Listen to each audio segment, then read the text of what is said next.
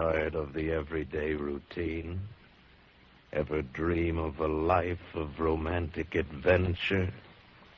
Want to get away from it all? We offer you Escape. Escape, designed to free you from the four walls of today for a half hour of high adventure. Tonight, we escape to a lonely lighthouse off the steaming jungle coast of French Guiana and a nightmare world of terror and violence as we bring you again, in response to hundreds of requests, Three Skeleton Key, starring Vincent Price.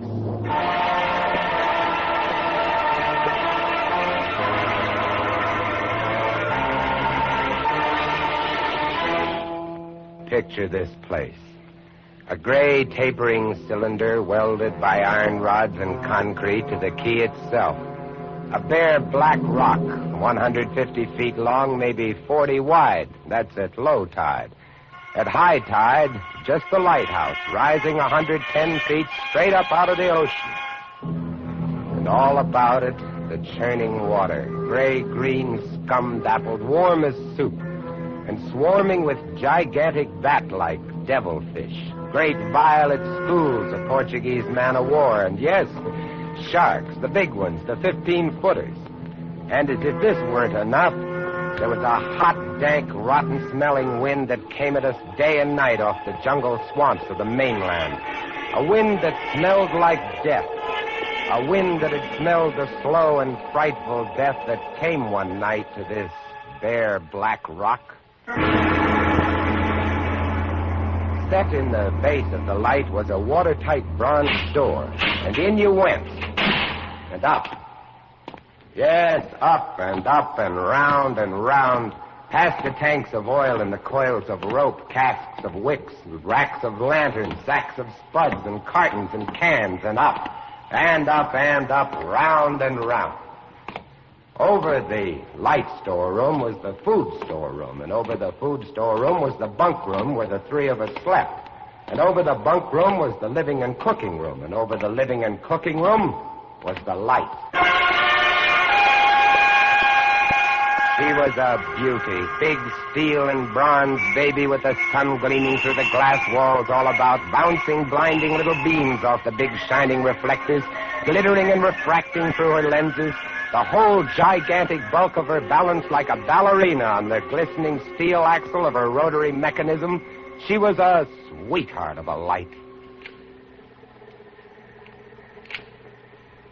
And at night, she'd lie there on the stone deck of the gallery with her revolving smoothly and quietly over your head, easing her bright white eye 360 degrees around the horizon. You'd lie there watching to see that the feeders kept working, that everything ran right. And it wouldn't be bad, the other two fellows snoring in their sacks 2 levels down. You'd smoke your pipe to kill the stink of the wind, and it wouldn't be bad.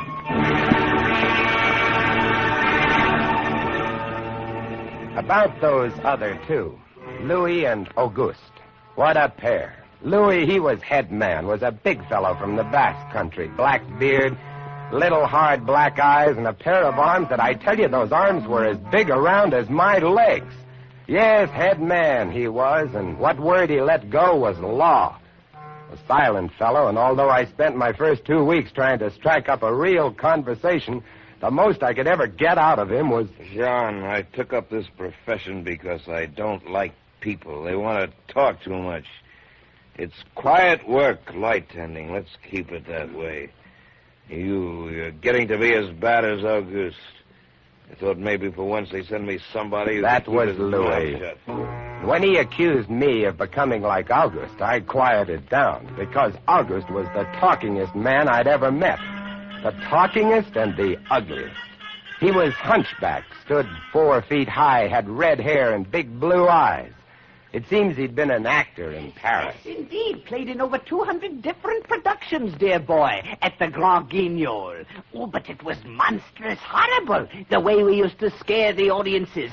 I was hated. Yes, they used to throw things and hiss and bare their teeth at me. Finally, it got too bad. I couldn't stand it any longer. I gave up the theater. My nerves, you understand. Yes, gave it up completely. I really did. Couldn't stand it any longer.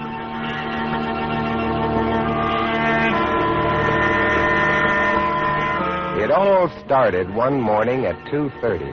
I was on watch, lying on the cool stone deck, pulling on my pipe, staring out at the blackness, the phosphorescent combers, and the big yellow stars, when out of the corner of my eye, I noticed something show up for a second. Something the light had touched, far off. I waited for her to come around again, and when she did, there it was. Master, a big one, about a half mile off, and coming down out of the north-northwest, coming straight for us. You must understand, our light was where it was for a very good reason. Dangerous submerged reefs surrounded us, and ships kept clear. But this one, this sailing vessel, was coming straight on. I went over to the gallery door and yelled, "Louis! Louis!" Couldn't understand it.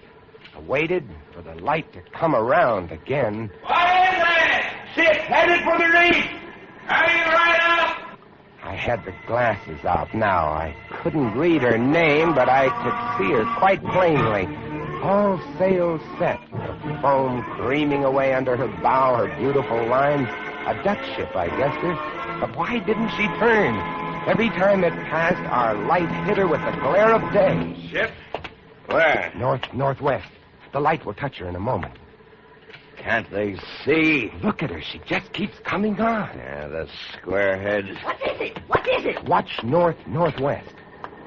I know what it is. Huh? What? The Dutchman, the Flying Dutchman. We did a play about her once. Oh, what a performance. You ghastly, galleon, hag-ridden, curse-riven, must on... Shut up, will you? She's luffing. Yes. Sloppy way to come about. She's derelict, that's it. Derelict? Abandoned. The crew left her for some reason or other. But instead of sinking, she's gone on, running before every wind. She'll not run long. Not with these reefs to break her up. A beautiful ship. Now, why would men leave a beautiful ship like that? She didn't ram us, although we all expected it. But as we waited for the crash, she luffed again, caught some odd gust, and went about. We watched her the rest of those black hours, heeling and rocking, pushed and pulled by every stray wind, every freak current. Watched her until the dawn came, till the sea turned from black to a pearly gray. And on she came again, heading for us. We all had our glasses trained on her now. August, you can kill the light. Right, Chief? She doesn't look so good by daylight. Think she'll ground this time? What? I say, do you think she'll ground this time? Huh? This is impossible. Absolutely impossible. What? Here, take my glasses. They're better than yours. All right. And what is it you're... I had to focus, and then my breath froze in my throat. The decks were swarming with a dark brown carpet that looked like a gigantic fungus, but undulating. And on the masts and yards, the guys and all were hundreds, no thousands, I don't know, an endless number of enormous rats. See them? Yes, I see them. Now we know why she's derelict. Yes, now we know. What are you two doing? Here, give me a look. Yes, give him the glasses. Take a good look, chatterbox. Give you something to talk about. She's still heading for us. Yes. She's going to turn. She better turn soon. Suppose she doesn't. You mean suppose she piles up on the quay? It's low tide. Yes. Yes, it is. Where's all the conversation, August, huh? Here, want the glasses again? Want another look? No. She's still coming on. Go away! Go away! Turn! Will you turn, I say, I pray you? Turn! She's climbing up. The rats. Look, on the water. Like a carpet. They're swimming. Sure, they're swimming. Those are ship's rats. But they're swimming for the rocks. The door below. It's open. Come on. Down we went, racing down the stone stairs, taking them 3 and 4 at a time. Scared? You bet we were scared. August, you get the windows. Maybe they can climb. We don't know. Right, Chief. But hurry, hurry.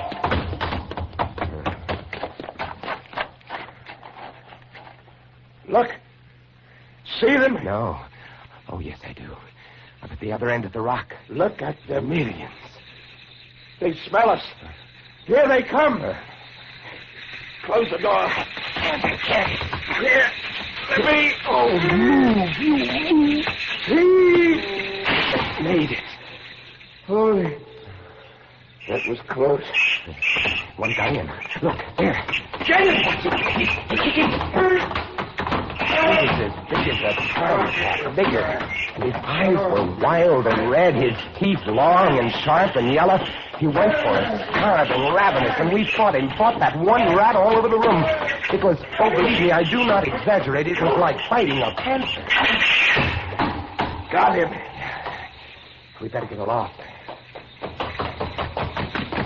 We ran up the winding staircase. We passed the tiny windows at the various levels, and at every one was a thick, wriggling, screaming curtain of brown fur. I was ahead of Louis, and I treaded each successive level. Suppose they had found a way in. Look at them. Will you look at them? It's a nightmare. Will you look at them? The air of the gallery was thick and fetid with the stink of them. The light was dim, brown, filtered through the crawling mass that swarmed over the glass all about us. I could not see the sky. Nothing but them.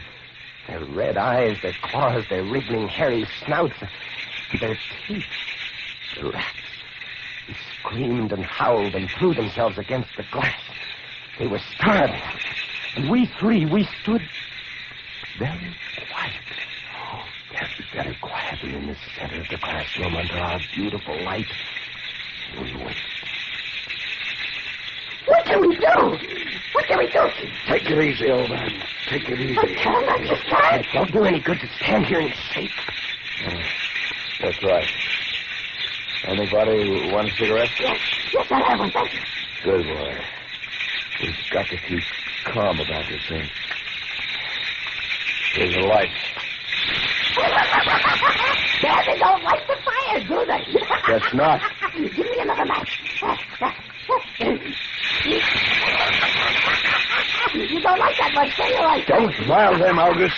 Give me some more matches. I'll strike them and strike them and strike them until they get scared and go away. They won't go away. Not until...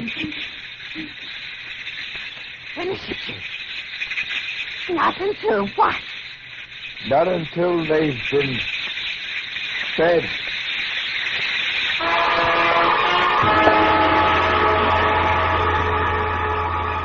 You can take just so much horror, and then you get used to it. And they were interesting to watch, you know. They couldn't understand the glass. They could see us, and they could rush at us, but that thin, invisible barrier held them off, stopped them. From time to time, we caught a glimpse of the rocks below. More rats down there, swarming brown velvet in the bright tropical sunlight. And then the tide began to rise. If only it had drowned some of them. Ship's rats don't drown. No, sir, you cannot drown one of them. They're all climbing up the tower. This bunch around us is getting thicker. Say, what's the time? 6:45. You've got first watch, John. Right. Wake me at 10. I will. Come along, August. It was getting dark. One side of the room was lit a soft, filtered red. Sunset through the racks. Oh, very pretty. I set the wicks, checked my fuel, and then lit the lamp. It caught them, lifting in their gigantic wriggling web of pale, hairless bellies, twitching red tails, bright eyes. Then I started the rotary motor. Light drove them mad as she swung slowly and smoothly about. She blinded them in the fierce, stabbing bar of light, moving continually about at a turning, of a touching, of a moving around and around, and they twisting and shuddering, eyes flaming when they were struck by the light. bright light moving, and behind on the dark side of the room, so close, I dared not turn my back, but you cannot help turning your back when you're in a room made of glass. On the dark side of the room, you could not see them, but only their eyes. Thousands of points of blank red light blinking and twinkling like the stars of hell.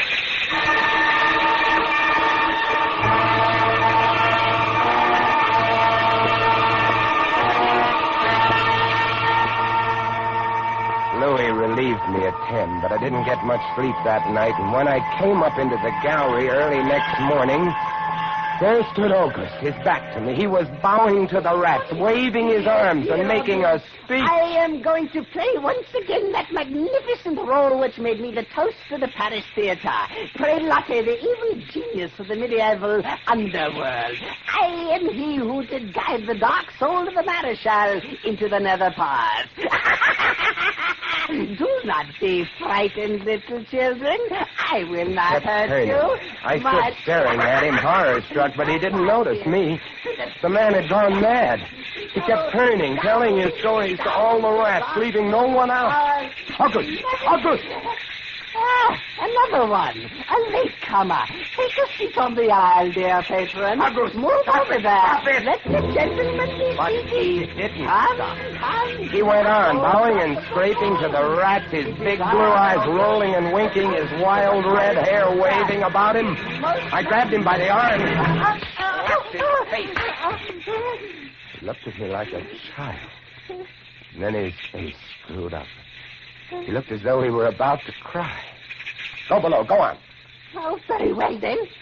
Later, my dear audience, later. Matinee today. Sure, he was crazy. But I guess we all were. A few hours later, he came back up and caught Louis and me teasing the rats. Yes, sounds horrible. It was fun. We could get right up against the glass and make faces at them. It drove them crazy. They would scratch away trying to get at our eyes. Louis was even cuter about it. He'd pull a piece of bread out of his pocket and press it against the glass. The rats would scramble into a solid ball, biting each other, clustering like grapes. From time to time, a whole knot of them would slip and fall 110 feet to the surf below. Look at the sharks! They're eating them. The sharks are our friends. Here, I'll get another bunch together. Here, my beauty. That's it. Tyler, kill each other. There they go! Auguste joined in, too. Oh, very ingenious Auguste. He learned that if he spread-eagled himself against the glass, they'd bunch and bundle against his figure. Then he'd leap back. Look! My fortress in rats.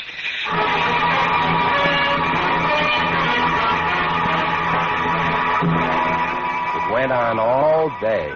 And then I was lying in bed. It was about midnight. I was very tired, and I was just beginning to fall off to sleep when I became conscious of a new sound. Couldn't figure it at first. I got up, lit the lamp, and went to the window. Even as I looked at it, I saw one of the panes begin to sag in. They had eaten the wood away. Louis, come quick!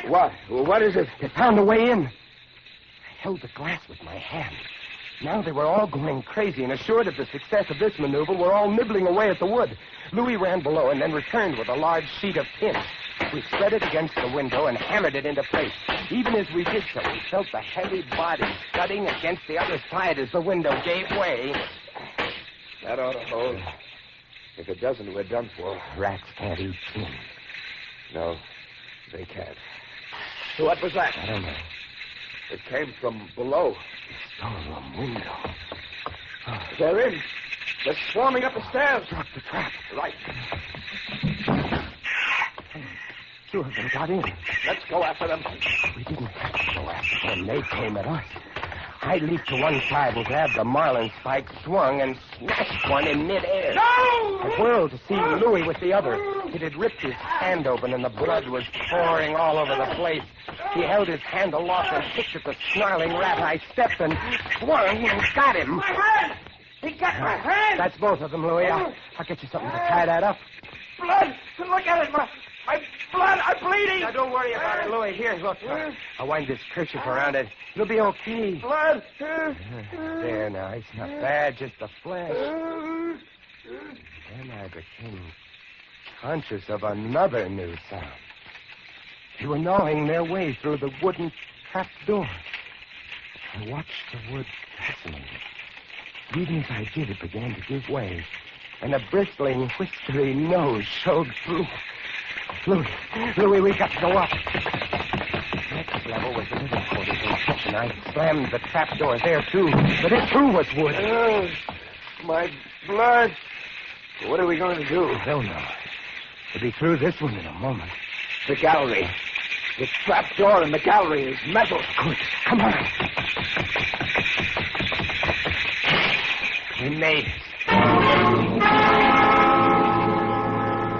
lay across the trap door exhausted. While below us, the rats took over the entire tower. I could hear them howling and fighting over our food supply, our water, our leather. And all about us, the others screamed and glared in at us, swayed in a tangled mass, hypnotized by the ever-turning light.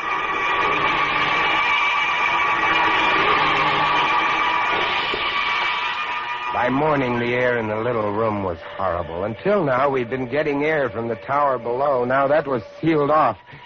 And so was all our food and water. We lay exhausted, panting, waiting.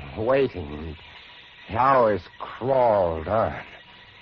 I was almost dozing from fatigue when I saw a sight that brought me too fast. Would you like to come in, my beauty? Would you? I hold the powers of life and death, and I can let you in, you know. August was standing by the glass, and in one hand he held a wrench. He was tapping the glass gently, not quite hard enough to break it. I eased myself to my feet and slowly, very slowly, tiptoed toward him. All I have to do is tap just a little harder. I found a coil of wire in the toolkit, and I trussed him up, fastened him to a stanchion in the center of the room. Louis was of no help. He lay on his side, looking at his bloody hand, weak and sick as a baby. So there I was, a lunatic and a coward for company, and all about watching our little drama, the rats.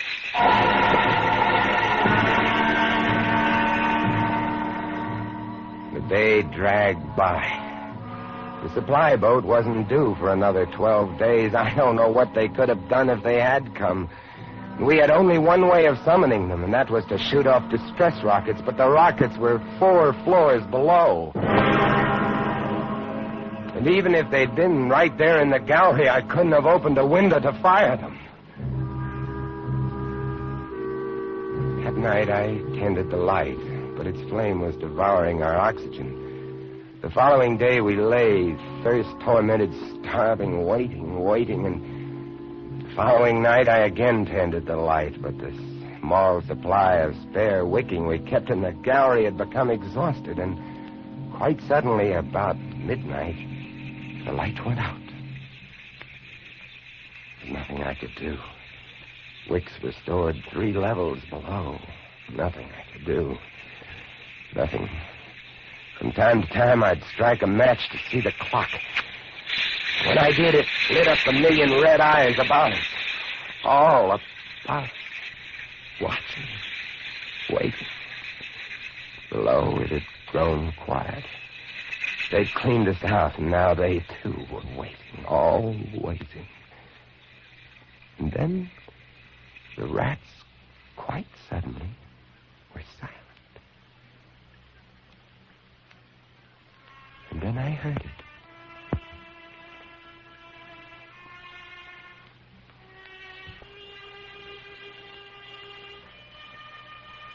And then I saw the sky and the stars. The rats were gone. I went to the glass. Out there on the water, a small freighter, a banana boat, showing a few lights, came softly and innocently at us. The light was out, They didn't know. I wanted to open the windows to call out to them, to warn them somehow, but I was afraid. What if the rats were hiding from me, tricking me? So I waited. She grounded very softly on a reef not 200 yards from the quay. Grounded so gently that the man playing the cornet, was he a passenger or crewman off watch, didn't even stop playing. They tried washing her back off. I could have told them to save their fuel. The tide was rising, would have floated her free. And I waited.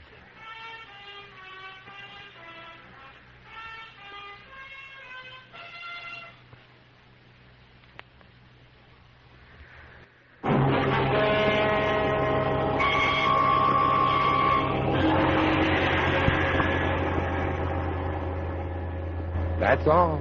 That's the story.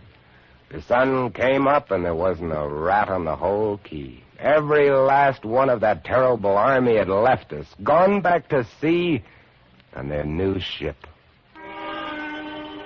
Auguste, insane asylum, he never recovered. And Louis, they took him into Cayenne where he died of blood poisoning from his bite. Oh, yes. Well, that's the whole of it. And if you'll excuse me now, I must go set my traps. No mouse traps. No rats in this lighthouse, I should say not. Life in the lights isn't bad, but sometimes when I see a strange vessel approaching, I get a little nervous, sure. Somewhere on the seas, there's a little banana boat without a crew. That is, without a human crew.